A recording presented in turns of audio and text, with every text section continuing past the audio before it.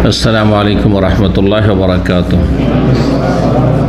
إن الحمد لله نحمده ونستعينه ونستغفره ونعوذ بالله من شرور أنفسنا ومن سيئات أعمالنا. من يهده الله فلا مضل له ومن يضلل فلا هادي له. وأشهد أن لا إله إلا الله وحده لا شريك له وأشهد أن محمدا عبده ورسوله صلى الله تعالى عليه وعلى آله وصحبه وسلم تسليما كثيرا. আম্মা বাদ। সম্মানিত দিনী ভাতৃমণ্ডলী, আল্লাহ রাব্বুল আলামিনের প্রশংসা এবং প্রিয় নবী সাল্লাল্লাহু আলাইহি ওয়াসাল্লামের উপর সালাত ও সালামের পর আজ মঙ্গলবার 17ই জমাদাস সানি 1444 হিজরি মোতাবেক 10ই জানুয়ারি 2023 আমাদের সাপ্তাহিক আলোচনা সংক্ষিপ্ত জাদুল মাদ থেকে পর্ব নম্বর 25। বিষয়বস্তু হচ্ছে ঈদাইনের সালাত সম্পর্কে রাসূলুল্লাহ সাল্লাল্লাহু আলাইহি সাল্লামের আদর্শ, অর্থাৎ ঈদুল ফিতর, ঈদুল আযহা, এই দুই ঈদের নামাজ সম্পর্কে রাসূলুল্লাহ সাল্লাল্লাহু আলাইহি সাল্লামের আদর্শ কেমন ছিল। ইনশাআল্লাহ তাআলা আজকে ঈদ সম্পর্কে বিস্তারিত জরুরি মাসাইলগুলি আমরা জানতে পারব। আল্লাহ রাব্বুল আলামিন যেন আমাদের সঠিক বিষয়গুলি জেনে বিশুদ্ধ ইবাদত বন্দেগীর তৌফিক দান করেন। বলছেন লেখক, যিনি সংক্ষেপ করেছেন তিনি হচ্ছেন শেখুল ইসলাম মুহাম্মদ বিন আব্দুল ওয়াহাব রাহমাতুল্লাহি আলাইহি, আর মূল কিতাব হচ্ছে 5 খণ্ডে শেখ ইমাম আল আল্লামা ইবনুল কাইয়িম রাহমাতুল্লাহি আলাইহি, যিনি শেখুল ইসলাম ইবনে তাইমিয়া রাহিমাহুল্লাহর বিশিষ্ট ছাত্র। খুব প্রসিদ্ধ কিতাব জাদুল মাদ, তারই সংক্ষিপ্ত আকার হচ্ছে এই একটি খণ্ডে। তো ঈদাইন সম্পর্কে রাসূলুল্লাহ সাল্লাল্লাহু আলাইহি সাল্লামের আদর্শ বলছেন লেখক, ওয়াকানা ইউসাল্লিল ঈদান ফিল মুসাল্লা। রাসূলুল্লাহ সাল্লাল্লাহু আলাইহি সাল্লাম দুই ঈদের সালাত আদায় করতেন ঈদগাহে। মুসাল্লা মানে ঈদগাহ, আর মসজিদ মানে হচ্ছে মসজিদ। তো মসজিদ নববীতে ঈদের সালাত পড়তেন না, বরং মসজিদ নববী থেকে বেরিয়ে গিয়ে বাবুস সালাম দিয়ে যখন বেরিয়ে যাবেন 1 নম্বর গেট, সোজা পশ্চিম দিকে চলে গেলে দেখবেন যে ছোট ছোট দুটো মসজিদ আছে এখন, প্রাচীন যুগের মসজিদ। একটি মসজিদের নাম মসজিদে আলী বিন আবি তালিব রাদিয়াল্লাহু তাআলা আনহু লেখা আছে মসজিদের দেয়ালে, আর একটি মসজিদ হচ্ছে মসজিদুল গামামা। এই মসজিদুল গামামার জায়গাটি হচ্ছে ঈদগাহ রাসূলুল্লাহ সাল্লাল্লাহু আলাইহি ওয়াসাল্লাম আমলের। এটা সহজে বোঝার জন্য যে নবী সাল্লাল্লাহু আলাইহি ওয়াসাল্লামের আমলে ঈদের সালাত কোথায় হতো, তখন সেটা খোলা মাঠ ছিল। তো আসল বিষয় হচ্ছে যে খোলা মাঠে, খোলা ময়দানে ঈদের সালাত আদায় করাই হচ্ছে সুন্নাত। মসজিদে ঈদের সালাত আদায় করা যদি প্রয়োজন না হয় তাহলে সুন্নত নয়, সুন্নতের খেলাফ। একমাত্র মক্কাতুল মুকাররমা ছাড়া, মক্কা বিজয়ের পরে আজ পর্যন্ত ঈদের সালাত হচ্ছে, কিন্তু কোথাও কোনো মাঠে ঈদ হয়নি। এটা আপনারা অনেকে জানেন না, জানেন? কোনো দিন কোনো ময়দানে ঈদ হয়নি। মক্কাতে কোনো ঈদগাহ নেই, মক্কায় কোনো ঈদগাহ নেই। তো মক্কাতুল মুকাররমায় যেহেতু পাহাড়ি এলাকা, চারিদিকে পাহাড় আর পাহাড়, আর সমতল ভূমি, ওই রকম খোলা ময়দান নেই। তো যখন খোলা ময়দান নেই, সব জায়গায় সংকুচিত, চারিদিকে পাহাড় আর পাহাড়, সেজন্য শুরু থেকে চলে আসছে মসজিদে হারামে ঈদের সালাত। মক্কা বিজয়ের পর থেকে প্রতি বছরে চলে আসছে মক্কার হারামে ঈদের সালাত, বাইরে কোথাও ঈদগাহে নয়। পক্ষান্তরে নবী সাল্লাল্লাহু আলাইহি সাল্লাম মদিনায় 2য় হিজরি থেকে ঈদের সালাত শুরু করেছেন, কারণ 2য় হিজরিতে রমজান ফরজ হয়েছে, রমজানের সিয়াম। আর রমজানের সিয়াম মানে তখন ঈদ শুরু হয়েছে, ঈদুল ফিতর, আর তারপর ঈদুল আযহা, সবগুলি ঈদ পড়েছেন ঈদগাহে।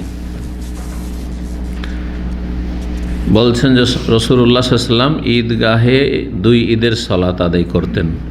এই ঈদগাহটি কোথায় ছিল? বলছেন ওয়াহুয়াল্লাযী আলা বাবিল মাদিনাতিশ শারকি আল্লাযী কানা ইউযাউ ফিহি মাহমালুল হাজ।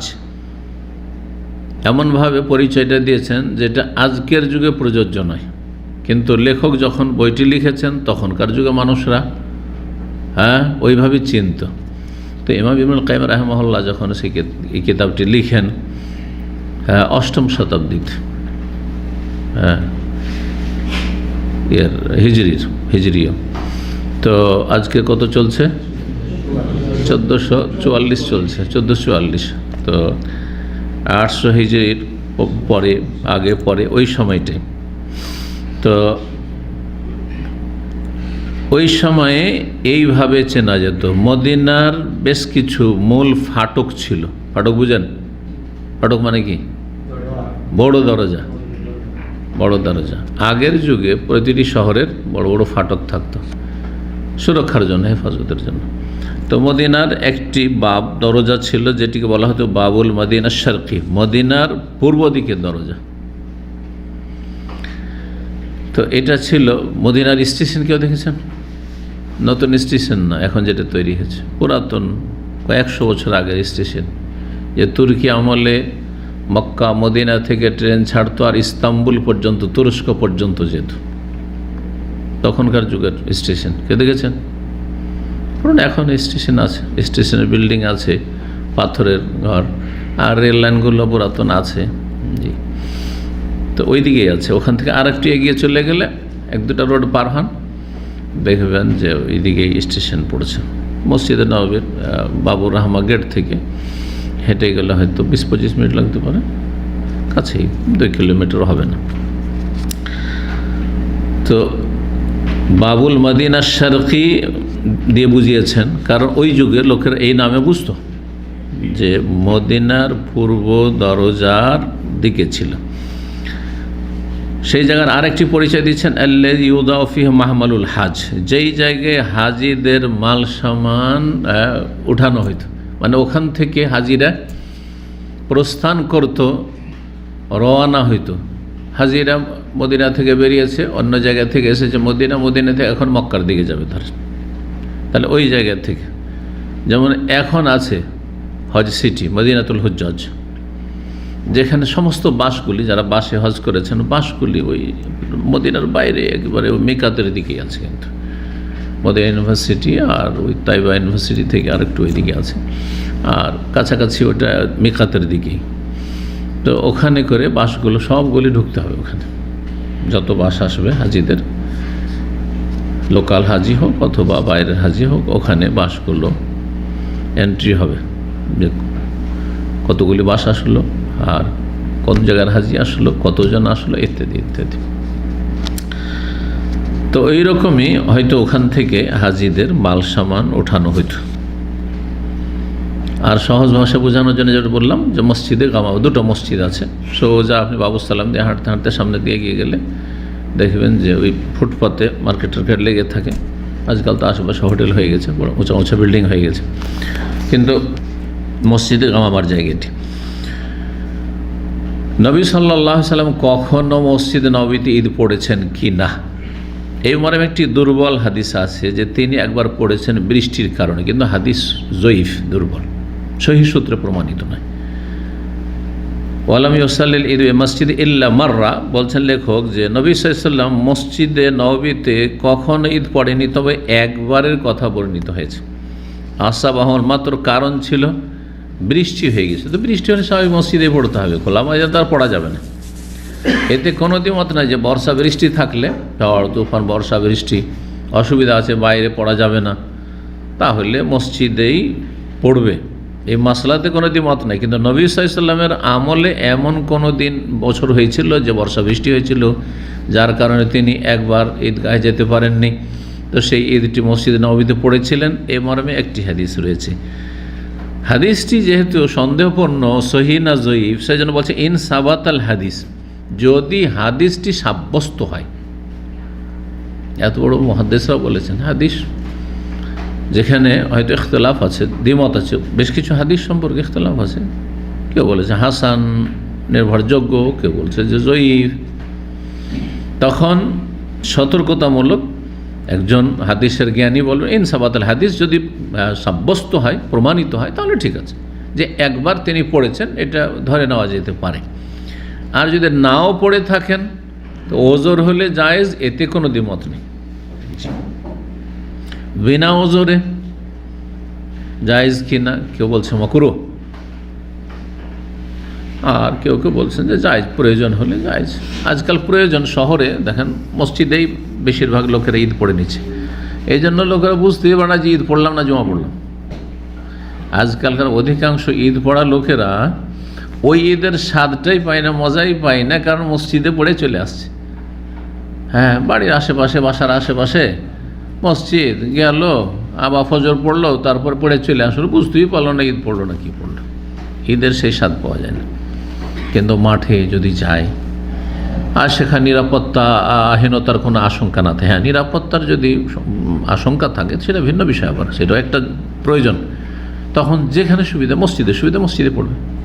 মাঠের মধ্যে সবাই চলে গেছে পুরুষ লোকেরা, আর শুধু শহরে মহিলারা আছে, আর কাফের বা জালেমের আক্রমণের আশঙ্কা আছে, তো মোটেই যাবেন। তাহলে এটা বৃষ্টির চাইতে বেশি গুরুত্বপূর্ণ বিষয়টা। তো এই হাদিসটি যদি সাব্যস্ত হয় তাহলে এটা বলা যেতে পারে নবী সাল্লাল্লাহু আলাইহি ওয়াসাল্লাম একবার বিশেষ কারণে, বৃষ্টির কারণে মসজিদে পড়েছেন। ওয়াফি সুনানে আবু দাউদ, হাদিসটি সুনানে আবু দাউদে হাদিস রয়েছে, কিন্তু ভাষ্যকার বলছেন লাম ইয়াসবুত, আল্লাহু আলাম, আল্লাহ ভালো জানেন, তো হাদিসটি সাব্যস্ত নয়, যেমনটা বলবেন হাদিস জয়ীফ। আবু দাউদে রয়েছে 1160 নম্বর, ইবনে মাজাতেও রয়েছে হাদিসটি 1313 নম্বর, কিন্তু বেইসনাদিন জয়ীফ, দুর্বল সনদ। কেন? তাতে একজন বর্ণনাকারী রয়েছেন ফিহা ঈসা বিন আব্দুল আলা বিন আবি ফারওয়াহ মজহুল, অজ্ঞাত পরিচয় ব্যক্তি। ঈসা বিন আব্দুল আলা অজ্ঞাত পরিচয় ব্যক্তি। ওয়াকাযা শাইখু, তার ওস্তাদ আবু ইয়াহিয়া উবাইদুল্লাহ আত-তাইমি, সেও জয়ীফ। ইমাম হাফিজ বিন রাহমাহুল্লাহ তালখিসুল হাবির, তার যে তাখরিজের কিতাব রয়েছে তাতে বলেছে ইসনাদুহু জয়ীফ, হাদিসের সনদ জয়ীফ, যাতে বলা হয়েছে যে নবী সাল্লাল্লাহু আলাইহি ওয়াসাল্লাম বৃষ্টির কারণে মসজিদে একবার ঈদ পড়েছেন। ইমাম যাহাবী রাহিমাহুল্লাহ বড় একজন মুহাদ্দিস, হাদিসের সহিহ জয়ীফের জারহে তা'দীলে তিনি বলছেন হাদা হাদিসুন মুনকার। আবু দাউদ এবং ইবনে মাজাহ হাদিসটি হচ্ছে মুনকার, আপত্তিকর হাদিস। ইমাম ইবনুল কাত্তান একজন মুহাদ্দিস বলছেন লা আলামু ঈসা হাযা মাযকুরান ফি শাইইন মিন কুতুব রিজাল ওয়ালা ফি গায়রি হাযাল ইসনাদ। এই ঈসা নামক ব্যক্তিকে হাদিসের যে যারা বর্ণনাকারী বিশ্বস্ত, যাদের জীবনী উল্লেখ করা হয়েছে তাদের মধ্যে খুঁজে পায় না তাকে, তখন ওই রকম কোনো বিশ্বস্ত ব্যক্তি, আস্থাভাজন ব্যক্তি নয় হাদিসের সাবজেক্টের ক্ষেত্রে। জি, হাদিস এক কথাই দুর্বল। আজকাল যে শহরের মধ্যে গ্রামের লোকেদের জন্য সুবিধা, মাঠে চলে গেল, খোলা মাঠও আছে। শহরের লোকদের জন্য প্রয়োজন আছে, কারণ যদি শুধু ঈদগাহে ঈদ হবে আর মসজিদে হবে না করা হইতো, তাহলে অধিকাংশ লোক ঈদ পড়তে যেতে পারতো না, কেন পায়ে হেঁটে যাওয়া যায় না, শহর বড়, ঈদগাহ একটি আছে, ঈদগাহ থেকে অনেকের বাসা হচ্ছে ধরেন 5 কিলোমিটার, শুধু না 10 কিলোমিটার, হ্যাঁ 10 কিলোমিটার, 15 কিলোমিটার আসবে, ভাড়া দিয়ে আসবে, গাড়ি করে আসবে, কয়জন আসবে? এমনিতে একটা কথা প্রবাসীদের জেনে রাখা ভালো, এবং এটি প্রবাসীদের সম্পর্কে জানি যে প্রবাসীদের অধিকাংশ ঈদের দিন ঘুমিয়ে থাকে সকালে, কেন ফজরও পড়ে না, তো ঈদও পড়তে পারে না।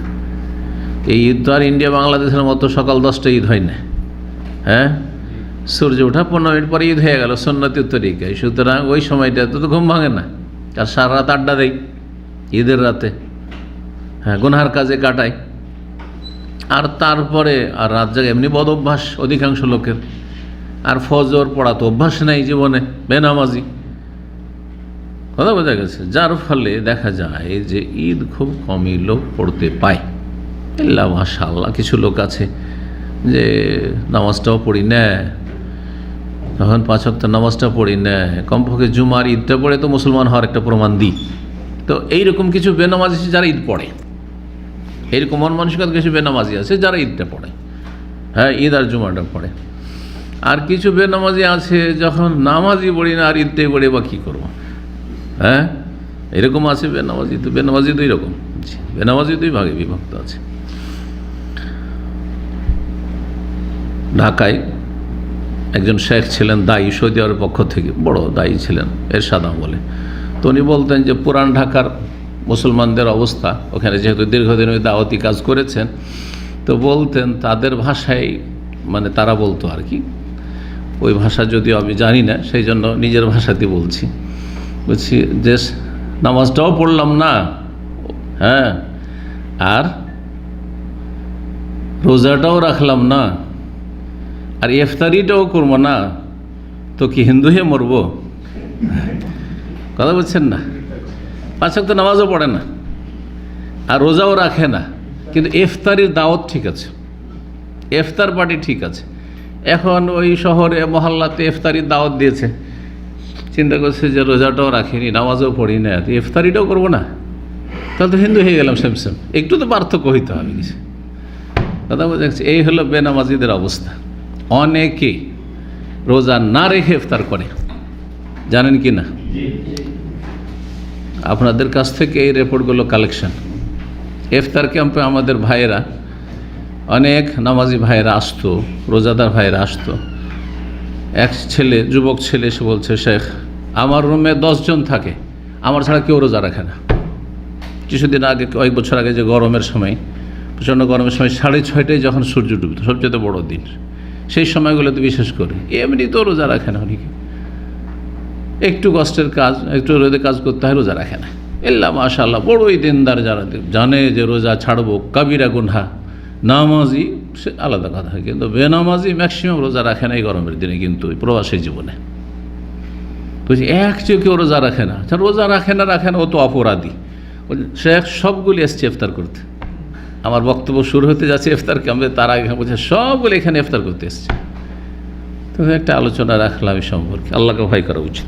যাই হোক, আল্লাহ হেদায়েত করুক। মুসলিম জাতিতে মুসলিম। ওয়াকানা ইয়ালবাসু আজমালা সিয়াবে। নবী সাল্লাল্লাহু আলাইহি ওয়াসাল্লামের আরেকটি আদর্শ ছিল বা সুন্নত ছিল যে ঈদের দিনে সবচেয়ে সুন্দর কাপড়টা পরতেন। সবচেয়ে নতুন জরুরি নয়। আজকাল 2টা পয়সা এসেছে ঘরে, সেজন্য ঈদ মানেই নতুন কাপড় নিজের বা নিজের ছেলে মেয়ের অন্তত বানাইতে হবে, এটা কোনো সুন্নত নয়, নতুন কাপড় বানানো।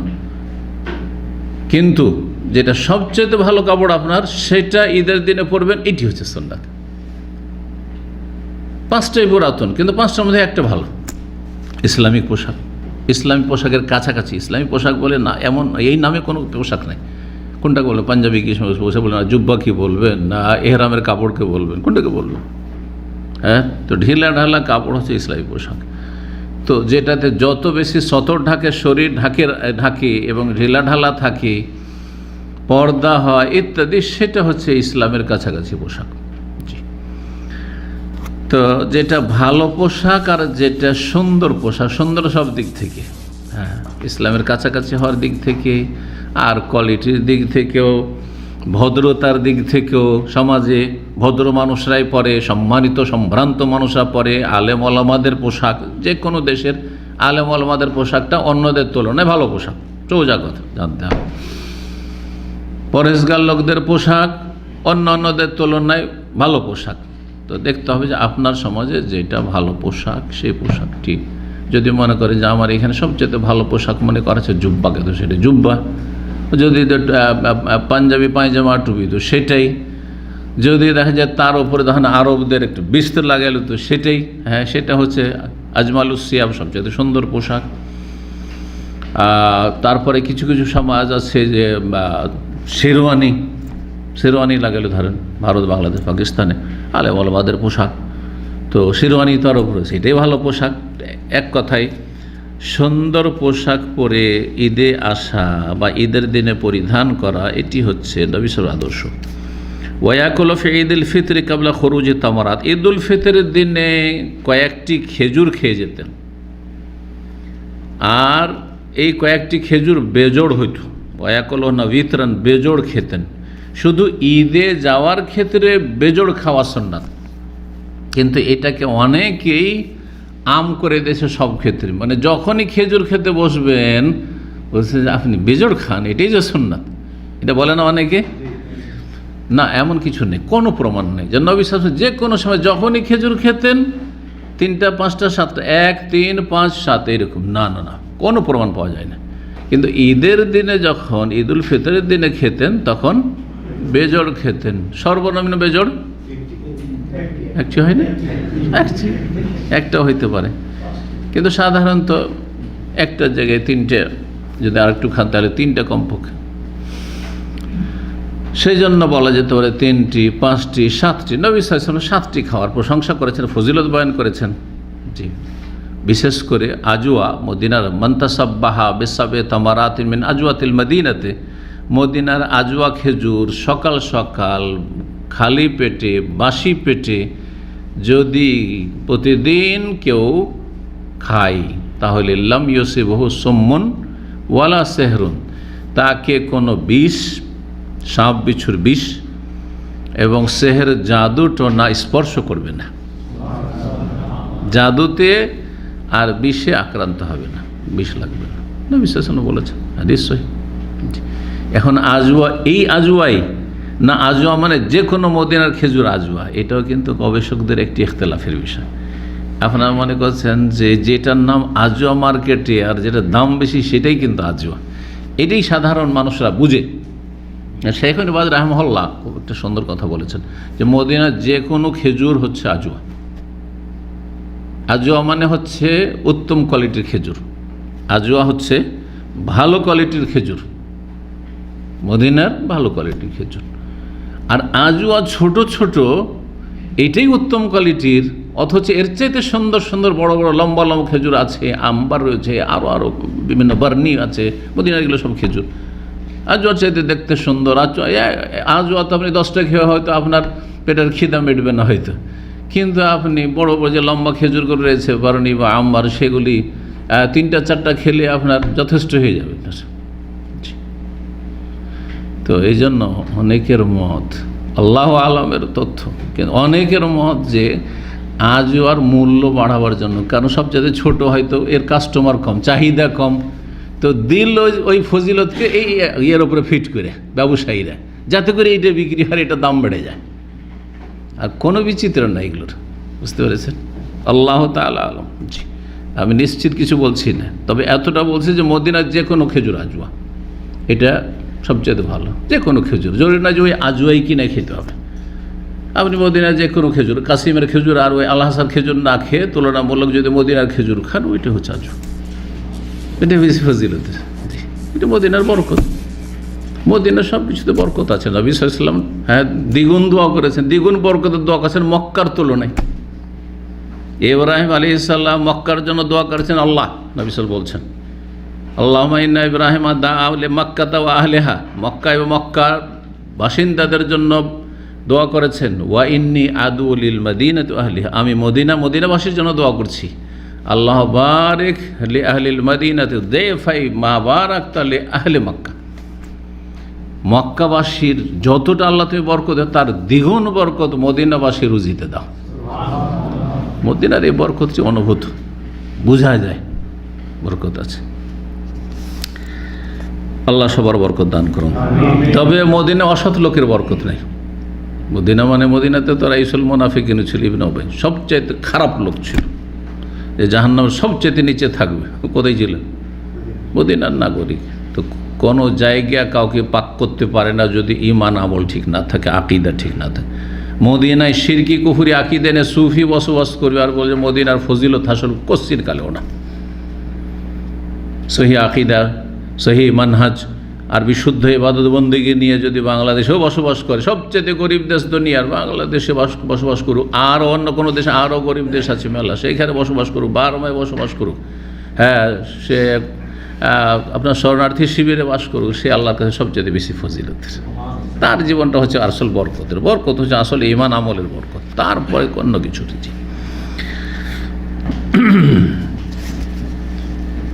নবী সাল্লাল্লাহু আলাইহি ওয়াসাল্লাম বেজোড় খেজুর খেয়ে যেতেন ঈদুল ফিতরে। ওয়ামা ফি ঈদুল আজহা, ঈদুল আজহার দিনে ফালায়াত আমও কিছু খেতেন না, মানে বাসি পেটে যেতেন। হাত্তা ইয়ারজিয়া মিনাল মুসাল্লা, যতক্ষণ ঈদগাহ থেকে না ফিরতেন, তাহলে খালি পেটে গিয়ে ঈদ পড়ে আসতেন।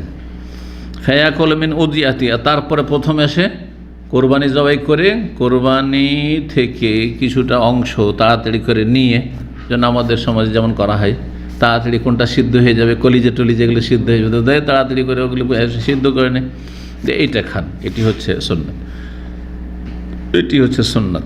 যেটাকে কেউ কেউ রোজা বলে, কিন্তু আমাদের সমাজে, বাঙালি সমাজে আঞ্চলিক ভাষায় বলে যে এটা হচ্ছে রোজা।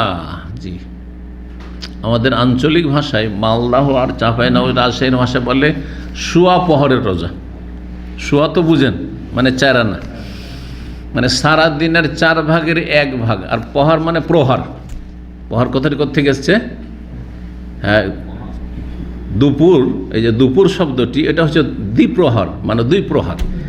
আর ওটা হচ্ছে দুপহর, এটা হচ্ছে দ্বিপ্রহর, ওইখান থেকে এসছে। সোয়া প্রহরের রোজা, দিনের 4 ভাগের 1 ভাগে আবার রোজা হয় নাকি? রোজা মানি তো হচ্ছে শুভ সাদেক থেকে শুরু করে সূর্য অস্তমিত হওয়া পর্যন্ত, তাহলে তার নাম সিয়াম, না হলে সিয়াম নয়, না হলে সিয়াম নয়। জি, সুতরাং এটি একটা বেদাতি ভাষা। মেলা বেদাতি ভাষা আমাদের দেশে আছে, কিন্তু তার মধ্যে এটিও একটি বেদাতি ভাষা। নবী সাল্লাল্লাহু আলাইহি ওয়াসাল্লাম ঈদুল আজহার দিনে তাহলে না খেয়ে যেতেন বাসি পেটে, আর তার ফিরে এসে কোরবানির পশু তাড়াতাড়ি জবাই করতেন, আর জবাই করার পরে পরে সেখান থেকে কিছু অংশ তাড়াতাড়ি নিয়ে, আর অন্যগুলো হচ্ছে কাটা হচ্ছে, কিন্তু সামান্য একটু কেটে এদিকে তৈরি শুরু হয়ে যাক। এখন যদি গোটা গরু জবাই শেষ হবে, তারপরে গোস্ত ভাগ হবে, তারপরে খাবেন, তাহলে তো বিকেল হয়ে যাবে, হ্যাঁ, বা কমপক্ষে দুপুর হবে। জি, এখানেও যদি ধরেন সকাল সকাল যেমন হচ্ছে, তারপরেও দুপুর আগে সম্ভব নয় হয়তো। তো এরকম তো নয় আসলে বিষয়টি। তাড়াতাড়ি করে অল্প কিছু নিয়ে ওইটুকু পাকিয়ে নিয়ে খান। ওয়াকানা ইকতাসালিল ঈদাইন, নবী সাল্লাল্লাহু আলাইহি ওয়াসাল্লাম 2 ঈদের জন্য গোসল করতেন। ঈদুল ফিতর, ঈদুল আজহায় গোসল করা হচ্ছে সুন্নাত, কিন্তু যেমন জুমার দিনের সুন্নাত একবার সুন্নাতে মুআক্কাদা, অনেকের কাছে ওয়াজিব, জাহিরি মাযহাবে ওয়াজিব, গুনাহগার হবে জুমার দিনে কেউ গোসল না করে। আর নবী সাল্লাল্লাহু আলাইহি ওয়াসাল্লাম তাকিদ করেছেন, গোসল ইয়াউমিল জুমাতে ওয়াজিবন বলেছেন। ওয়াজিবন মানে অকাট্যভাবে প্রমাণিত। যদি ওয়াজিব মানে ফিকার ওয়াজিব নাই হোক, হাদিসের ওয়াজিব মানে ফোকাহাদের ওয়াজিব না, কারণ ফোকাহাদের টার্মগুলি, পরিভাষাগুলি পরে এসছে। আর হাদিসে ওয়াজিবন মানে যেটা হচ্ছে সাব্যস্ত, হ্যাঁ, আর সে যেটা হচ্ছে তাকিদপূর্ণ, তাকিদ আছে। কি জন্য? যে জুমার দিনে একটু দেখেন, ঈদ পড়তে সকালে সকালে যাচ্ছেন, তখন মানুষ অত ঘামে না, কিন্তু জুমা পড়তে যাচ্ছেন আপনি 11টা 12টা, ওই সময়টাই যাচ্ছেন আসছেন, তাহলে মসজিদে ওই সময়টাই গরমে ঘেমে দুর্গন্ধ ছড়িয়ে যাওয়ার সম্ভাবনা আরও বেশি কিনা? আর আপনার দুর্গন্ধে আর আরও 5 জনের দুর্গন্ধে এমন হয়ে যাবে যে মসজিদে বসা যাবে না, থাকা যাবে না, যার ফলে গোসল করে যেতে বলা হয়েছে। আর তখনকার যুগে বিশেষ করে অনেক মোটা কাপড় ছিল, যে যত বেশি মোটা কাপড় পরে তার শরীর তত বেশি ঘাম হবে, আর যার যত বেশি ঘাম হবে তার তত বেশি গন্ধ হবে। যদিও কিছু লোকের প্রাকৃতিকভাবে তার স্বাস্থ্যগত কিছু সমস্যা, হরমোন সমস্যার কারণে গন্ধ, ওকে যদি আপনি জমজম দিয়েও গোসল করান আর 50 বার করে গোসল করান, তবুও গন্ধ যাবে না। আচ্ছা, কিছু লোক এরকম, সেটা ব্যতিক্রম, কিন্তু আসল হচ্ছে যারা দৈনিক গোসল করে বা পরিষ্কার পরিচ্ছন্ন থাকে, তাদের শরীর থেকে ওই রকমের গন্ধ সাধারণত হবে না, যাতে মানুষের বেশি কষ্ট হয়।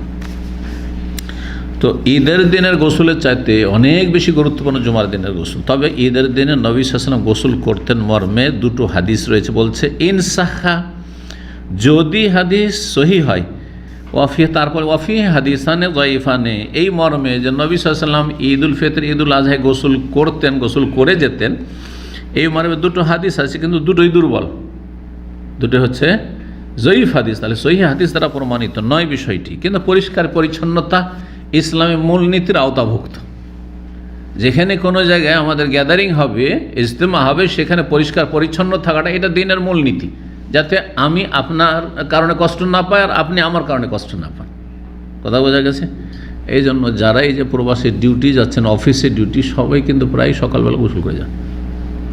যারা বিশেষ করে অফিসের টিপটপ হয়ে ডিউটি করে, সব গোসল করে যায়। কিন্তু যদি আমি ওই অভ্যাসটা রাখি না, মনে হইলে করে এলাম, আর না হইলে দুপুরে গিয়ে করলাম। কিন্তু যারা একটানা ডিউটি করে, তারা সারাদিন থাকবে আর আসবে সন্ধ্যায়, তো সকালে গোসল করে চলে গেল। এটা এই জন্যই করে যে যাতে করে অফিসে গিয়ে আমার শরীর থেকে কেউ গন্ধ না পায়, আসলে তো উদ্দেশ্য এটা। তো আপনি অফিস স্টাফ অথবা অফিসের বসেরা আছে, ম্যানেজার, ফোরম্যান, সুপারভাইজার আছে, তাদের জন্য আপনি এত সুগন্ধি লাগিয়ে আর টিপটপ হয়ে যাচ্ছেন গোসল করি, আর রব্বুল আলামিন মসজিদে আসছেন আর গোসল করে আসবেন না? যেখানে মালায়েকা আছেন, মালায়েকা কষ্ট পান, যাতে আদম সন্তান কষ্ট পায়, হাদিস আছে। হাদিস 2টো জয়ীফ, আর 2টো ইবনে মাজাতে রয়েছে। 1315, 1316-তে 2টো হাদিস রয়েছে ইবনে মাজায়, কিন্তু হাদিস 2টো জয়ীফ ঈদের দিনের গোসল সম্পর্কে। তবে যেটা বললাম যে ইসলামে কিছু মৌলিক নীতিমালা আছে, কায়দা কুল্লিয়া, সেগুলি স্বীকৃত কোরআন এবং হাদিসের, বিভিন্ন আম দলিল থেকে। যে সেটা হচ্ছে যে একজন মুসলিম সবসময় পরিষ্কার পরিচ্ছন্ন থাকবে, সে কাউকে কষ্ট দেবে না, আর কারো দ্বারা সে কষ্ট পাবে না। এগুলো হচ্ছে দিনের মূলনীতি। জি। লাকিন সাবাত আন ইবনে উমর, জি, তবে প্রখ্যাত সাহাবী আব্দুল্লাহ বিন উমর রাদিয়াল্লাহু তাআলা আনহুমা থেকে প্রমাণিত, তার আমল থেকে প্রমাণিত, নবী সাল্লাল্লাহু আলাইহি ওয়াসাল্লাম থেকে যে হাদিস আছে সেই হাদিস জয়ীফ, কিন্তু সাহাবী থেকে সহিহ শুদ্ধ সূত্রে প্রমাণিত। বলছেন যে আব্দুল্লাহ বিন উমর রাদিয়াল্লাহু তাআলা আনহুমা থেকে প্রমাণিত হয়েছে যে তিনি কি করেছেন, ঈদে যাওয়ার আগে গোসল করেছেন। মাসিদ্দাতে ইত্তেবাইহি লিসুন্নাহ, সুন্নাহর অত্যন্ত বেশি কি ছিলেন, অনুসারী ছিলেন, কঠোর অনুসারী ছিলেন, শক্তভাবে সুন্নতকে আঁকড়ে ধরতেন। তার থেকে প্রমাণিত আন্নাহু কানা ইয়াগতাসিলু ইয়াওমাল ঈদ, ঈদের দিনে তিনি গোসল করতেন কাবলা খুরুজি, ঈদে যাওয়ার আগে সকাল সকালে। এখন এইখানে ফজরের আগে যদি গোসল না করেন, ফজর পড়ে বাসায় গিয়ে গোসল করতে গেলে কিন্তু অনেক সময় ঈদগাহ যেতে যেতে বা মসজিদে গিয়ে আপনি জায়গা পাবেন না, তাহলে ফজর আগে গোসল করে নেন আর নিয়ত করেন যে এই গোসল আমার কিসের জন্য, ঈদের জন্য, কোনো অসুবিধা নেই। জি। ইবনে উমর রাদিয়াল্লাহু তাআলা আনহুর আমল যখন সাহাবী নিজের পক্ষ থেকে মন গড়া করতেন না, নিশ্চয়ই নবী সাল্লাল্লাহু আলাইহি ওয়াসাল্লাম থেকে তার প্রমাণ আছে। এটাকে বলা হুকমান মারফু। নবী সাল্লাল্লাহু আলাইহি ওয়াসাল্লাম থেকে প্রমাণ না দিতে পারলেও সাহাবী করেছেন, ইবাদত বন্দেগীর ক্ষেত্রে, আমলের ক্ষেত্রে নিজের মন গড়া কিছু করেন, অবশ্যই তার কাছে একটা কোনো প্রমাণ আছে যেটা তিনি বলেননি, কিন্তু তার আমল দ্বারা প্রমাণ করে দিয়েছেন। এই হাদিস, এই যে আমলটি ইবনে উমর রাদিয়াল্লাহু তাআলা আনহুর বর্ণনা করা হয়েছে মুওয়াত্তা মালিক, ইমাম মালিক রাহিমাহুল্লাহ নিয়ে এসেছেন সহিহ সনদে, প্রথম খণ্ডে 177 পৃষ্ঠা। মুসান্নাফ আব্দুর রাজ্জাকে রয়েছে 5754 নম্বর হাদিস। জি। ওখানে এখরুজ মাসিয়ান, নবী সাল্লাল্লাহু আলাইহি ওয়াসাল্লাম ঈদে যেতেন পায়ে হেঁটে, এটি হচ্ছে উত্তম। যদি পায়ে হাঁটা রাস্তা হয় পায়ে হেঁটে যাওয়া উত্তম, তবে গাড়িতে চড়া, বাহনে চড়া, যখন যে রকমের বাহন থাকে, নবী সাল্লাল্লাহু আলাইহি ওয়াসাল্লাম মানে উটের, ঘোড়ার পিঠে, গাধার পিঠে, খচ্চরের পিঠে। এখন যার যেমন গাড়ি আছে, কেউ সাইকেলে যাচ্ছে, কেউ আর কিছুতে যাচ্ছে, যাচ্ছে, কিন্তু উত্তম হচ্ছে পায়ে হেঁটে যাওয়া। ওয়াল আনাজাদু তুহমালু বাইনা ইয়াদাইহি, আর ছোট একটি বর্ষা, আনাজা বলা হয় বর্ষা, কিন্তু ছোট সাইজের বর্ষাকে, আর বড় সাইজের বর্ষাকে রোমহুন বলা হয়। রোমহুন মানে হচ্ছে বর্ষা, আর আসা হচ্ছে লাঠি। বলছেন যে আনাজা বলা হয় রোমাইহুন বাইনাল আসা, লাঠি একটু বড় থাকে, বড় লাঠি যেগুলো থাকে বড়, আর ওর চাইতে একটু ছোট হয় বর্ষা, আর ওর মাঝামাঝি থাকে। অথবা বলছেন যে বর্ষা বড়, যেহেতু ওতে ওই লোহা লাগানো থাকে, আর লাঠি ছোট, হাতের লাঠি ছোট, এই লাঠি যদি হয়, আর ওর মাঝামাঝি থাকে, যেটাকে আনাজা বলা হয়। তো ছোট্ট একটি বর্ষা নবী সাল্লাল্লাহু আলাইহি ওয়াসাল্লামের আগে একজন নিয়ে যেত।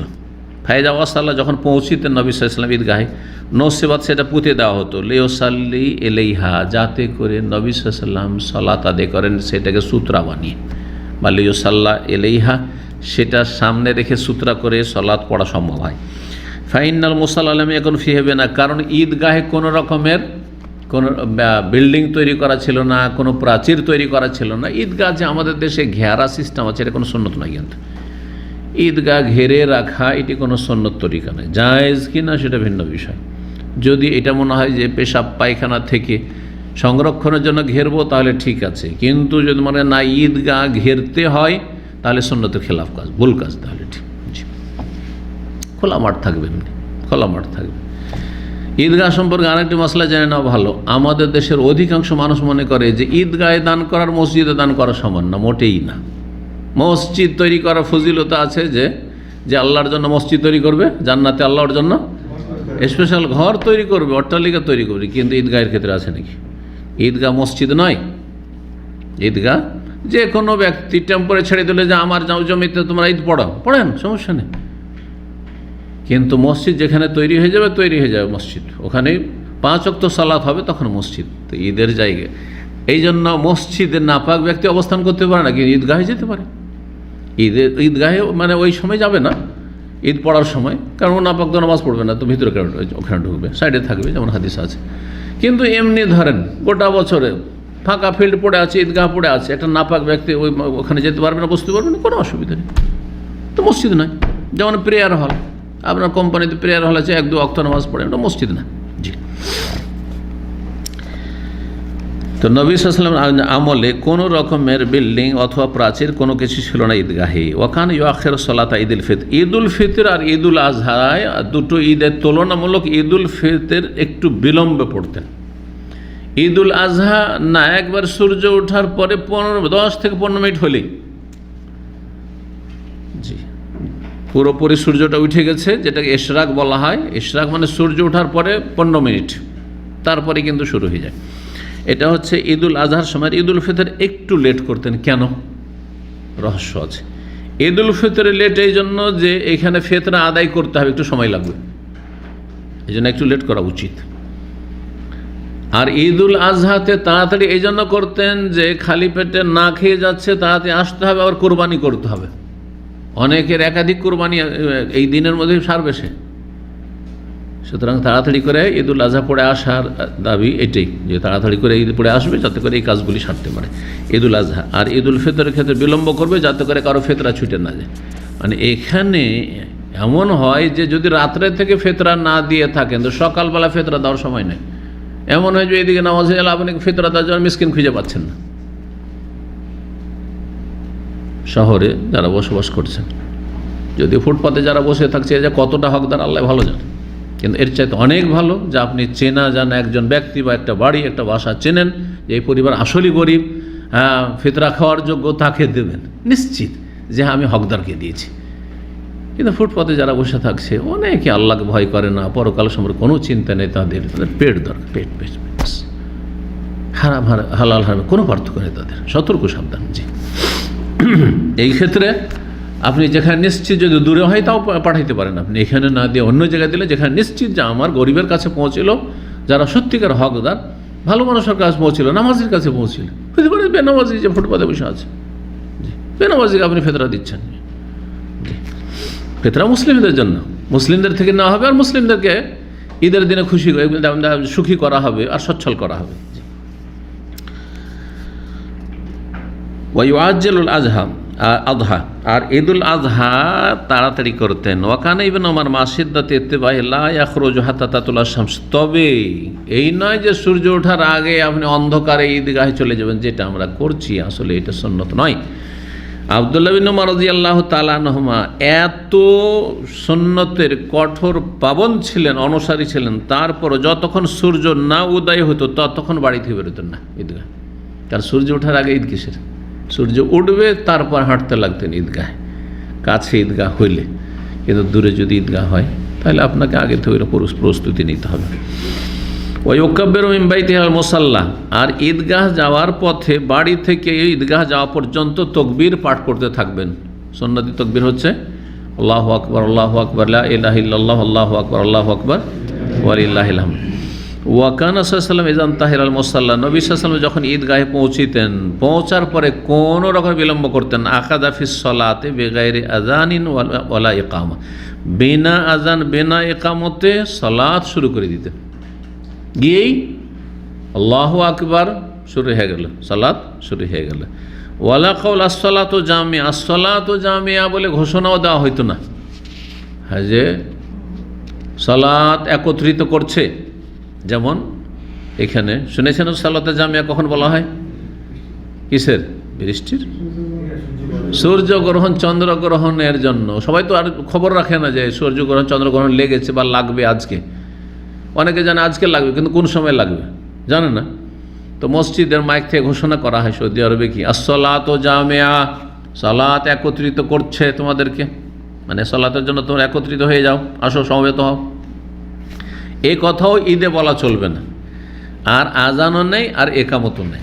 তাহলে কি সরাসরি কি আল্লাহু আকবার তাকবীরে তাহরিমা, প্রথমটি হচ্ছে তাকবীরে তাহরিমা, তারপরে তাকবীরাতুজ জাওয়ায়েদ, অতিরিক্ত তাকবীরগুলি।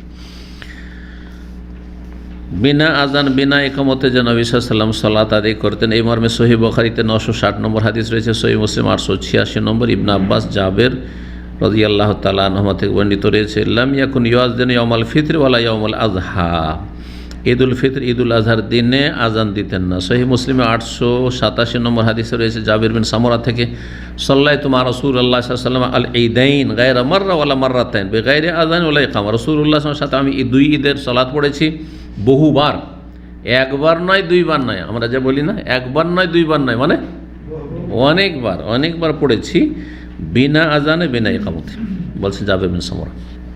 এটি হচ্ছে সুন্নাত, আজানে ইকামত চলবে না। ওয়াকানা ইয়াবদু বিস-সালাতি ক্বাবলা আল-খুতবা, আগে সালাত না আগে খুতবা? আগে হচ্ছে নামাজ তারপরে খুতবা। কিসে? ঈদে।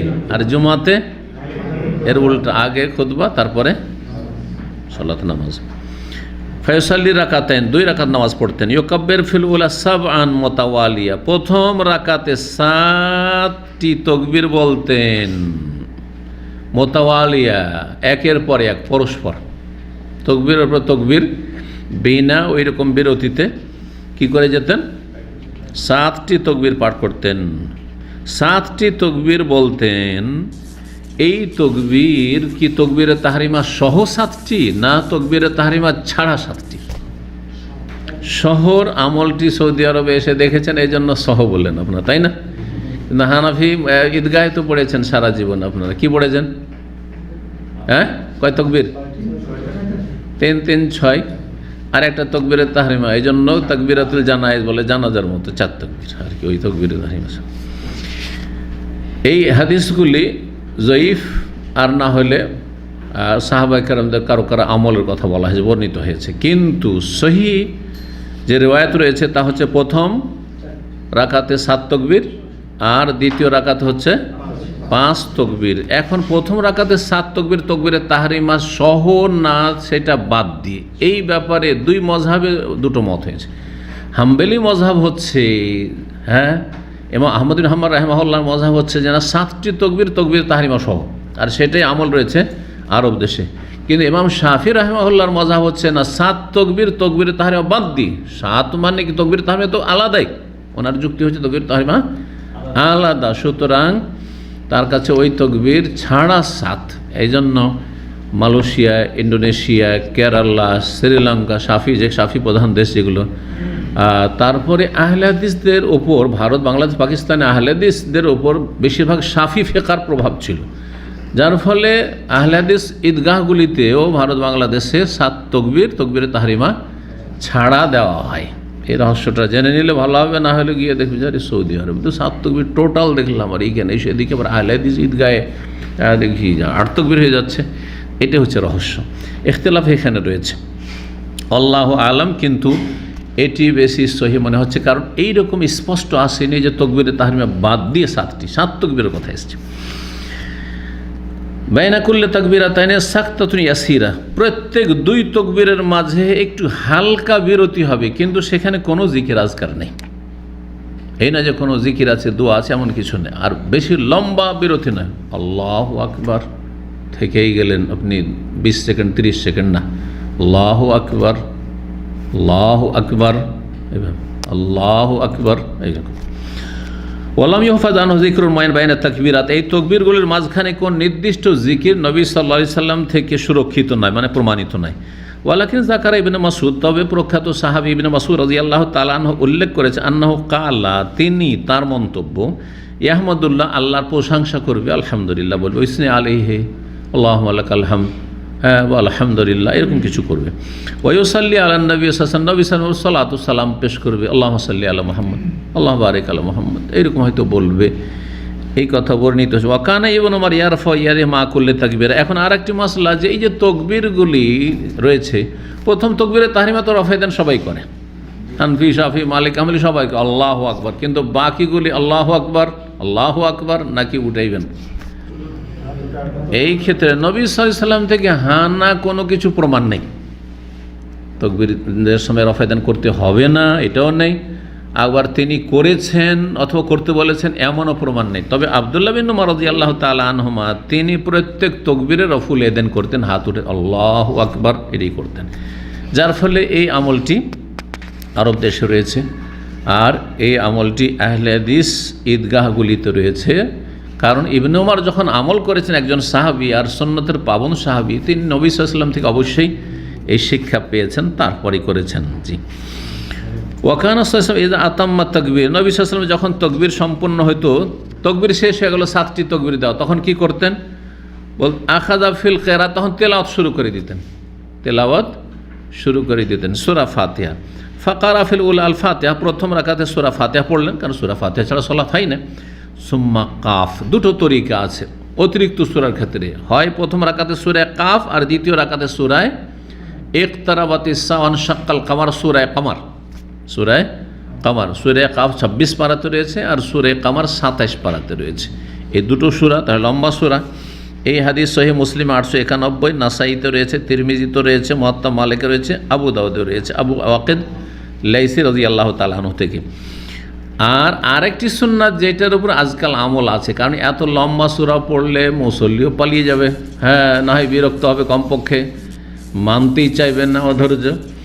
আর আমল করাটা আজকাল খানিকটা জটিলই হয়ে গেছে এইসব সুন্নতের উপর, যার ফলে এখন মুখতার শর্ট সুন্নতে এসেছে, সেটা হচ্ছে রুব্বামা কারা ফিহিমা, কখনো কখনো কোনো বছর কোনো ঈদের নবী সাল্লাল্লাহু আলাইহি সাল্লাম এই দুটো সূরা পড়তেন সূরা ফাতিহার পরে। প্রথম রাকাতে সাব্বিহিসমা রাব্বিকাল আলা, দ্বিতীয় রাকাতে সূরা গাশিয়া, যেমন জুমার দিনে, জুমার সালাতে রয়েছে।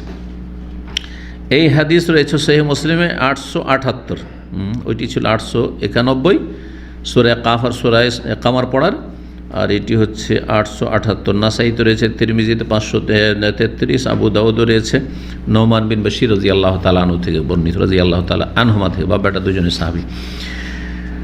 ফাইদা ফারাগা মিনাল কিরাতে, যখন কিরাত শেষ হলো, তেলাওয়াত শেষ হয়ে গেল, কাব্বারা তকবীর দিয়ে রুকুতে চলে যেতেন। সুম্মা ইউকাব্বিরু ফিস সানিয়া, দ্বিতীয় রাকাতে তকবীর বলতেন খামসান মুতাওয়ালিয়া, পরস্পর 5টি তকবীর, 7 আর 5 12 তকবীর, এটি হচ্ছে সহিহ সুন্নাহ। সুম্মা আখাযা ফিল কিরাতে, তারপরে কিরাত তেলাওয়াত শুরু করতেন। ফাইজান সারাফা, যখন সালাম ফিরে দিতেন, সালাম ফিরার পরে কি করতেন? কামা মুকাবিলান নাস, জনগণকে সামনে করে দাঁড়িয়ে যেতেন। অহম জলুসুন আলা সুফুফিহিম, জনগণ নিজ নিজ কাতারেই অবস্থান করতে বসে থাকতো। ফায়াইজুহুম ওয়ায়ামুরুহুম, তাদেরকে ওয়াজ করতেন, উপদেশ দিতেন, যেটি খুতবা, খুতবা মানে ওয়াজ, উপদেশ দেওয়া, কথা বোঝা গেছে না? খুতবা দিতেন, ওয়াজ করতেন, আর তাদেরকে আদেশ করতেন, ভালো কাজের আদেশ করতেন, আর অন্যায় কাজে বাধা দিতেন, এটি হচ্ছে ওয়াজ, উপদেশ। ওয়াইন কানা ইউরিদু আন ইয়াক্তাবাসান কাতাহু, আর যদি তিনি চূড়ান্ত সিদ্ধান্ত করতেন যে এখন কোনো এলাকায় সেনাবাহিনী পাঠাইতে হবে, মুজাহিদিন পাঠাইতে হবে, অভিযান, কাতাহু, তাহলে সেই নির্দেশ দিতেন যে যাও, একদল চলে যাও অমুক এলাকায় জিহাদের জন্য চলে যাও, এটাও করতেন। তাহলে ঈদের খুতবাতে এসবও করতেন নবী সাল্লাল্লাহু আলাইহি ওয়াসাল্লাম। আও ইয়ামুরা বিশাইইন আমারা বিহি, কোনো নির্দেশ দিতেন এই কাজগুলি করো, তাও করতেন। সহিহ বুখারীতে রয়েছে 956, সহিহ মুসলিম 889, আবু সাঈদ খুদরি থেকে বর্ণিত। ওয়ালাম ইয়াকুন হুনাকা মেম্বার, নবী সাল্লাল্লাহু আলাইহি সাল্লামের আমলে ঈদগাহে কোনো মেম্বার ছিল না, মেম্বার নিয়েও যাওয়া হতো না, মেম্বার নিয়ে যাওয়া হতো না কাঠের, আর সেখানে কোনো মেম্বারও ছিল না। ওয়াইন্নামা কানা ইয়াখতুবু আলাল আরদে, নবী সাল্লাল্লাহু আলাইহি সাল্লাম সরজমিনে খুতবা দিতেন। ঈদের খুতবা কোথায় দিতেন? সরজমিনে দিতেন। জি, এটি হাদিস আছে যে সেখানে মেম্বার তৈরি করা হয়েছিল, কিসের? কাদা মাটি দিয়ে, কাদা মাটি দিয়ে তৈরি করা হয়েছিল। যেমন আজকাল ঈদগাহে কি আছে, সিঁড়ি বানিয়ে তৈরি করা আছে, কাঠের মেম্বার নয়, কিন্তু সিঁড়ি বানিয়ে রাখা হচ্ছে যাতে করে উঁচা থেকে বক্তব্য করা হয়, এইরকম এই মর্মে হাদিস আছে, কিন্তু হাদিস জয়ীফ। নবী সাল্লাল্লাহু আলাইহি সাল্লামের আমলে এটা করা হয়নি, পরে করা হয়েছে এটা। তবে কিছু ওলামাদের সংশয় হয়েছে একটি হাদিস থেকে। হাদিসটা কি? বুখারী মুসলিম আছে। ওয়াম্মা কাউলু ফি হাদিসিন ফি সাহিহাইন, সহিহ বুখারী মুসলিমের হাদিসে রয়েছে নাজালা ফাতান নিসা ইলা আখিরিহি, নবী সাল্লাল্লাহু আলাইহি সাল্লাম খুতবা দিলেন ঈদের, আর তারপর খুতবা থেকে নামলেন, আর নেমে মহিলা সেকশনে এসে তখন মহিলাদের মাঝে ওয়াজ করলেন, আর বিশেষ করে তাদেরকে বললেন যে ইয়া মাশারান নিসা তাসাদ্দাকনা, হে নারী সকল, তোমরা বেশি বেশি দান খায়রাত করো, ফাইন্নি ওরিতুকুন্না আকসার আহলিন নার, তোমাদেরকে জাহান্নামে সবচেয়ে বেশি সংখ্যায় দেখলাম, কারণ তোমাদের মধ্যে এই দোষগুলি রয়েছে। যে হাদিস প্রসিদ্ধ হাদিস, বুখারী মুসলিমের হাদিসে রয়েছে। এই যে নাজাল অবতরণ করলেন, নামলেন থেকে কেউ বুঝে তাহলে মেম্বার থেকে নামলেন, কোন জায়গা থেকে নামবেন? তাহলে নিশ্চয় উঁচা জায়গায় ছিলেন, কথা বোঝা গেছে। কিন্তু কোনো প্রমাণ নেই যে নবী সাল্লাল্লাহু আলাইহি সাল্লামের জন্য মেম্বার নিয়ে যাওয়া হয়েছে অথবা সেখানে মেম্বার বানানো হয়েছে। মেম্বার বানানোর বিষয়টি জয়ীফ। তাহলে এর অর্থ কি হইতে পারে? নামলেন মানে সমাপ্ত করলেন, নামলেন মানে জি সমাপ্ত করলেন, হয় এরকম অর্থ। আলোচনা থেকে আমি নেমে গেলাম মানে অবসর হইলাম, হইতে পারে এই অর্থ। জি হ্যাঁ, তো সেই অর্থে এখানে ব্যবহার হয়েছে। বলছেন নাজালা ফাতান নেসা ফালা আল্লাহ কানা ইয়াকুমু আলা মাকান মুরতাফি। আর একটি ব্যাখ্যা হইতে পারে যে হতে পারে নবী সাল্লাল্লাহু আলাইহি ওয়াসাল্লাম কোনো একটি উঁচা জায়গায়, ওইখানে একটু জায়গাটা জমিনটা উঁচা আছে, সরজমিনটা, ওই উঁচা জায়গা থেকে খুতবা দিয়েছেন। এমনি একটু উঁচা জায়গা আছে, উঁচা থেকে খুতবা দিচ্ছেন, তো ঠিক আছে। রহস্যটা কি যে মসজিদে জুমার খুতবা দেওয়ার সময় নবী সাল্লাল্লাহু আলাইহি ওয়াসাল্লাম মেম্বারে উঁচা জায়গা থেকে খুতবা দিয়েছেন, আর ঈদগাহে সরজমিনে জমিন থেকে খুতবা দিয়েছেন কেন? ওলামারা উল্লেখ করেছেন যে মসজিদের ভিতরে ঘেরা জায়গাতে উঁচাতে না দাঁড়ালে সবার নজরে আসবে, সবাই দেখতে পাবে না, কারণ চিপা জায়গা, হ্যাঁ সংকীর্ণ জায়গা। পক্ষান্তরে খোলা মাঠে ঈদ হচ্ছে, তো খোলা মাঠে দূর দূর থেকে লোকেরা সরজমিনেও যদি খুতবা দেন খতিব, তবুও দেখতে পাবে, ফাঁকা ফাঁকা হয়ে বসে আছে, আর খোলা সরজমিনে আছে, এদিক সেদিক কোনো আট টার নেই, না কোনো পিলার আছে, খুঁটি আছে, কিছু নেই, সুতরাং দেখতে পাচ্ছে। তো এই রহস্যের কারণে আল্লাহু আলাম।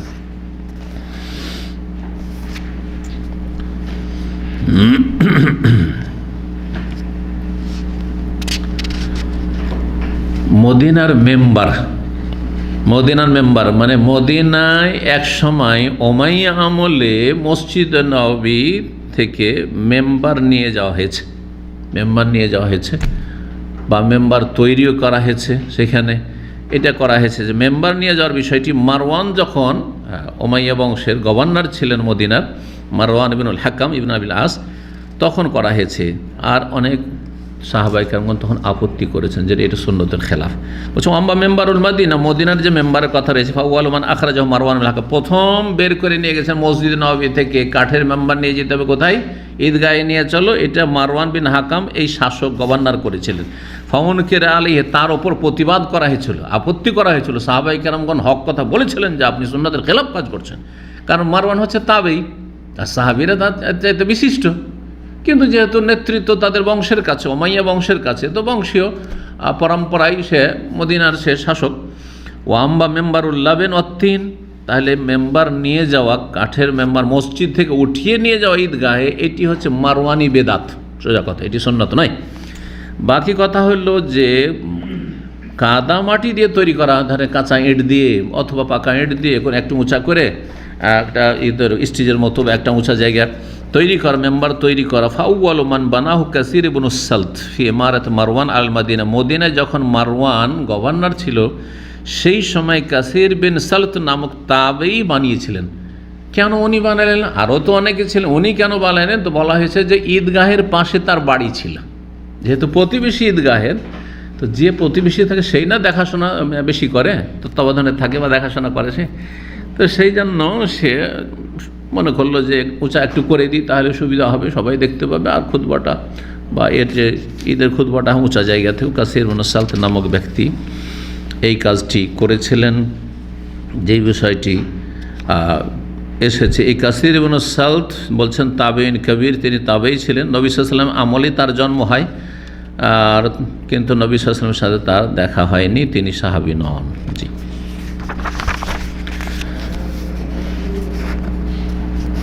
তারপরে বলছেন ওয়ারাখাসান নবী সাল্লাল্লাহু আলাইহি শাহেদ আলী আন ইয়াজলিস আলিল খুতবাহ, ঈদের খুতবা শোনা আর জুমার খুতবা শোনা, এই দুটোতে মাসলাগত গুরুত্বপূর্ণ পার্থক্য আছে। জুমার খুতবা শোনা ফরজ, জুমার খুতবা পৌঁছে গেছে, তারপরে কেউ যদি অমনোযোগী হয়, না শোনে, মোবাইল নিয়ে খেলছে অথবা আর অন্য কোনো কিছু করছে, আপসে কথা বলছে, গল্প করছে, তাহলে সে গুনাহগার, সে ফরজ ত্যাগ করলো, পক্ষান্তরে তারপরে জুমার খুতবা পৌঁছে গেছে মসজিদে, কোনো শরীয়তের ওজর নাই, আর তারপরে সে মনে করছে না যখন জামাত শুরু হবে তখন লেগে যাব, জায়েজ নাই, গুনাহগার সেই ব্যক্তি। অনেকে মসজিদের বাইরে হয়তো আড্ডা দিচ্ছে, এদিকে গল্প সল্প করছে, বন্ধু বান্ধবের, এটা করে। মসজিদ নবীর কথা শুনেছি, যেমন এখানে দাম্মামে বিভিন্ন অঞ্চল থেকে প্রবাসীরা নিজের এলাকার বন্ধু বান্ধবের সাথে দেখা করার জন্য কোন জায়গায় আড্ডা দেয়? শিকো মার্কেট, সিটি সেন্টার, এখানে আসলে ওইখানে আসবে, ওইখানে দেখা হয়ে যাবে সপ্তাহে একদিন, ঠিক না? আর মদিনায় কি করে, সব মসজিদ নববীর চত্বরে ওই মালিক ফাহাদ গেট 19 নম্বর 21 নম্বর গেট, ওখানে হাজির হবে। মদিনা ভাইদের কাছ থেকে জেনেছি। আর আসার পরে বাইরে গল্প করতেই থাকে, এদিকে জুমার খুতবা চলছে তো বুঝে না আরবি, আর বুঝলেও কি এসেছেও গরজে দেখা সাক্ষাৎ করবো, কারণ তারপরে বাস চলে যাবে। হ্যাঁ, সুতরাং এখনই কাজকাম সেরেনি, গল্প গুজব সেরেনি, এদিকে খুতবা চলছে মসজিদে নববীতে, আর এদিকে এদিকে গল্প গুজব চলছে। আর তারপর জামাতের গুনাহগার এরা, কারণ তাদের ওয়াজিব ফরজ ছুটে গেল খুতবা শোনা, ফরজ জুমার পক্ষান্তরে ঈদের খুতবা শোনা ফরজ, ওয়াজিব নয়, সুন্নাত। ঈদের খুতবা কেউ যদি না শুনে, ঈদ পড়া হয়ে গেছে, যদি চলেও আসে যায়, সে গুনাহগার নয়, তবে উত্তমের খেলাফ করলো। এটা অনেকেই জানে না, আর জনগণের এইরকম মশলাগুলি না জানাও একটা ভালো। কিছু কিছু মশলা আছে জনগণ না জানলেই ভালো, কারণ জানলে আর কেউ থাকবে, এমনি তো থাকতে চায় না, আর কেউ থাকবে না, বুঝিও না, আর কি থাকবো, চল বাড়ি চল, ঘরে চল। তো নবী সাল্লাল্লাহু আলাইহি সাল্লাম ছাড় দিয়েছেন, বলছেন ওয়াখাসান নবী সাল্লাম ছাড় দিয়েছেন লিমান শাহেদ আল ঈদ, ওই সব লোকদেরকে যারা ঈদে উপস্থিত হয়েছে, আই যে আজলিসাল খুতবাতে, ইচ্ছা হইলে ঈদের খুতবায় বসো, ও আই হাজবা, না হলে চলেও যেতে পারো, অসুবিধা নেই। যেমন এখানে ইচ্ছা হয় বসেন, আর না হলে ডিস্টার্ব না করে চলে যান, কিন্তু এইখানেই বসে বসে আপনি টেলিফোন উঠাবেন, এটা চলবে না। কিন্তু নতুন ভাইরা ভালো করে শুনে নেন, এখান থেকে চলে যেতে পারেন, কোনো অসুবিধা নেই, ঠিক আছে, কিন্তু এইখানে বসে আপনি গল্প করবেন অথবা আপনি টেলিফোন রিসিভ করবেন, এটা চলবে না। জি, তো ওই রকমের বিষয়টি ঈদের খুতবা ঠিক ওই রকমের একটা দিনই আলোচনা যেন চলছে, চলেও যেতে পারে। ওয়ারাখাসালাহুম, আর একটি মাসলায় ছাড় দিয়েছেন ঈদের দিনে। ঈদের দিনটা যদি জুমার দিন পড়ে যায়, এজা ওয়াকাল ঈদ ইয়াউমাল জুমাতে, জুমার দিনে যদি ঈদ হয়ে যায়, আইয়াজতাজিউ বিসলাতিল ঈদ আনিল জুমাতে, ঈদের সলাতটাই জুমার সলাতের পক্ষ থেকে যথেষ্ট হয়ে যাবে। আপনি বড় ইজতেমাতে যখন হাজির হয়ে গেছেন, ছোট ইজতেমা না গেলেও চলে, কিন্তু জোহর অবশ্যই পড়তে হবে। এই ভুলটা অনেকে করেছে, মাসলা শুনেছে যে এই যে শুনে মানুষ যে এলিম শিখে, আর ভালো করে শিখে না, শুনে শিখলেও ভালো করে শিখতে হবে, কথা বোঝা গেছে না? সম্যকভাবে শিখতে হবে সব দিক থেকে। এইখানকারই ঘটনা, এই দামামি ঘটনা বলছি, কয়েক বছর আগে কিছু লোকেরা শুনেছে ফতুয়া যে ঈদের দিন যদি জুমা পড়ে, মাঝামাঝি পড়ে এখানে, ঈদের দিন যদি জুমা হয়ে যায় তাহলে আর জুমাতে না গেলেও চলে, ঈদ পড়ে এসে দিয়েছে লম্বা টানে ঘুম, আর জোহরও পড়েনি, 2-4 দিন হয়ে গেছে। আমি সফরে ছিলাম, মক্কা মদিনা সফরে ছিলাম, ফিরে এসেছি, তারপর মাসলা জিজ্ঞেস করছে জোহর পড়েছেন, বলছে না পড়িনি। গুনাহগার, জোহর পড়ে, জোহর ফরজ, আপনার ঈদ পড়লেন সেই জন্য জুমা মাফ, কিন্তু জোহর তো আর মাফ নয়। জুমাটা যদি পড়তেন তাহলে জুমা হচ্ছে জোহরের বিকল্প, কিন্তু ঈদ জোহরের বিকল্প নয়। এবার বোঝা গেছে? জি হ্যাঁ, এই ছিল মাসলা, যে মাসলার দলিল আবু দাউদ রয়েছে 1073, ইবনে মাজাহ 1311 হাদিস। আল্লামা আলবানী সহিহ বলেছেন কি, যে জুমার দিনে যদি ঈদ পড়ে যায় তাহলে ঈদ পড়ার পরে যদি জুমা না পড়ো কোনো অসুবিধা নেই। মাসলা ইখতিলাফ আছে ফুকাহাদের, হানফি মাযহাবে ছাড় নেই, কিন্তু কখনো কখনো হানফি মাযহাবে ঢিলাও ফতোয়া আছে, তো কড়াও ফতোয়া আছে, কথা বলছেন না? তো হানফি মাযহাবে ছাড় নাই, কিন্তু সহিহ হাদিস আছে। হতে পারে আবু হানিফার আমার কাছে ওই হাদিস পৌঁছেনি। নবী সাল্লাল্লাহু আলাইহি ওয়াসাল্লাম ছাড় দিয়েছেন, কিন্তু বলেছেন যে ওয়ানাহনু মুজাম্মিউন, আমরা জুমা পড়বো, তোমাদের ইচ্ছা হলে আসো, না হলে না আসো। তাহলে উত্তম কি? উত্তম হচ্ছে জুমা পড়া, কিন্তু কেউ যদি না পড়ে সে গুনাহগার নয়, কারণ বড় ইজতেমাতে হাজির হয়ে গেছে। জুমার তুলনায় ঈদের ইজতেমা হচ্ছে বড় ইজতেমা। এখান থেকে বোঝা যায় যে জুমাতে যতটা সংখ্যক লোক অতটাই ঈদ, মানে ওই আপনার গ্রামে একটা ঈদ, আর ওই গ্রামের লোকটি অতটি লোকই জুমা পড়ছেন, এটা ঠিক না। আসলে কয়েক গ্রাম মিলে একটা ঈদগাহ হওয়া উচিত, জি, তাহলে তো বড় ইজতেমা হবে সেটা, জি। কিন্তু আজকাল খুব উল্টোপাল্টা মানুষের আমল, এই এক এক পাড়ায় পাড়ায় ঈদগাহ, পাড়ায় পাড়ায় আপনার জুমা। আসলে ওকানা সাল্লাল্লাহু আলাইহি ওয়াসাল্লাম ইউখালিফুত তারিক ইয়াউমাল ঈদ, নবী সাল্লাল্লাহু আলাইহি ওয়াসাল্লাম ঈদের দিনে রাস্তা বদল করতেন, রাস্তা বদল করতেন। কিসের জন্য বদল করতেন ইনশাআল্লাহ তাআলা বলছি। আর একটা মাসলা আছে, এখানে শেষ করে নিই, যেহেতু এখানে আলোচনাটি নেই। 7টি রহস্য উল্লেখ করেছেন, খুব গুরুত্বপূর্ণ, ফায়দার জন্য বলে দেবো, যদিও এমন কোনো জরুরি নয়। তবে এতটা যে সুন্নাত হচ্ছে, উত্তম হচ্ছে রাস্তা বদল, যদিও আংশিক বদল কর, পুরোপুরি হয়তো বদল করতে পারছেন না, গাড়িতেই যান, কিন্তু কিছুটা বদল করে দেন, ফুল বদল করা জরুরি নয়, বিভিন্ন তাতে উপকারিতা রয়েছে। আর আরেকটি মাসলা শেষ করিনি, সেটা হচ্ছে নবী সাল্লাল্লাহু আলাইহি ওয়াসাল্লাম বর্ণিত হয়েছে আন্নাহু কানা ইউকাব্বিরু মিন সালাতিল ফজর ইয়াউমা আরাফা ইলাল আসরি মিন আখির ইয়াউম আইয়ামি তাশরিক। ঈদুল আজহায় আরাফার দিন ফজর থেকে শুরু করে আইয়ামে তাশরিকের শেষ দিন মানে 13ই জিলহজের আসর পর্যন্ত রাসূলুল্লাহ সাল্লাল্লাহু আলাইহি ওয়াসাল্লাম কি করতেন? তাকবীর পাঠ করতেন। তাকবীর পাঠ করতেন। কি তাকবীর ছিল? আল্লাহু আকবার, আল্লাহু আকবার, লা ইলাহা ইল্লাল্লাহ, আল্লাহু আকবার, আল্লাহু আকবার, ওয়ালিল্লাহিল হামদ। এই রওয়ায়াত খতিব বাগদাদি নিয়ে এসেছেন তারিখে, ইমাম বাইহাকি নিয়ে এসেছেন তার কিতাব 3য় খণ্ড 315। আর এই মর্মে নবী সাল্লাল্লাহু আলাইহি ওয়াসাল্লাম থেকে যে বর্ণনা করা হয়েছে এই হাদিস কিন্তু জয়ীফ। তাতে রয়েছে আমর ইবনে সামর আর জাবের জৌফি। আমর এ হচ্ছে মিথ্যুক আর জাবের জৌফি ও জয়ীফ। তবে সাহাবায়ে কেরামদের আমল থেকে সাব্যস্ত এই তাকবীর পাঠ করা, নবী সাল্লাল্লাহু আলাইহি ওয়াসাল্লাম থেকে সহিহ সূত্রে প্রমাণিত নয়, কিন্তু সাহাবায়ে কেরাম ওমর রাদিয়াল্লাহু তাআলা, আলী, আব্দুল্লাহ বিন মাসউদ এদের থেকে প্রমাণিত। মুস্তাদরাক হাকিম প্রথম খণ্ড 299 পৃষ্ঠা রয়েছে। ইরওয়াউল গালিল আল্লাহ আলবানী নিয়ে এসেছেন 654 নম্বর হাদিসে। এই তকবীরগুলি সাহাবায়ে কেরামরা পাঠ করতেন। সুতরাং এগুলি হচ্ছে সুন্নাত। তকবীর মুতলাক মুকাইয়্যদের কিছু কিছু ওলামারা পার্থক্য করেছেন, কিন্তু সাধারণ জনগণ এতটা জেনে নেওয়া যথেষ্ট যে পুরো তকবীর হচ্ছে তকবীরে যেটি মুতলাক যে কোনো সময় পাঠ করবেন, সেটা হচ্ছে আরাফার দিন মানে 9 তারিখের ফজর থেকে শুরু করে 9, 10, 11, 12, 13 5 দিন। কথা বোঝা গেছে? আর বিশেষ করে সালাতের পরে, ফরজ সালাতের পরে তকবীর এটা শুরু হবে কোরবানির দিন। কোরবানির দিন হাজী সাহেবদের জোহর থেকে শুরু করে আর তারপরে 13 তারিখের আসর পর্যন্ত। কিন্তু তাকবীরে মুতলাক যে কোনো সময় যেটা পাঠ করবেন সেটা এই 5 দিন ধরে যে কোনো সময় পড়তে থাকবেন। এই ক্ষেত্রে কারো দ্বিমত নাই। এই তাকবীরটি হচ্ছে সাহাবায়ে কেরাম থেকে প্রমাণিত সুন্নাত। জি, তো এখানে আজকের আলোচনা শেষ হচ্ছে। শুধু রাস্তা কেন বদল করতেন এই কথাগুলি কিতাব থেকে বলে দিই, তাহলে সবগুলি কথা ইনশাআল্লাহ তাআলা চলে আসবে। আসল কিতাব আমাদের জাদুল মাদ, এটি হচ্ছে আপনার প্রথম খণ্ড, 5টি খণ্ড রয়েছে। তো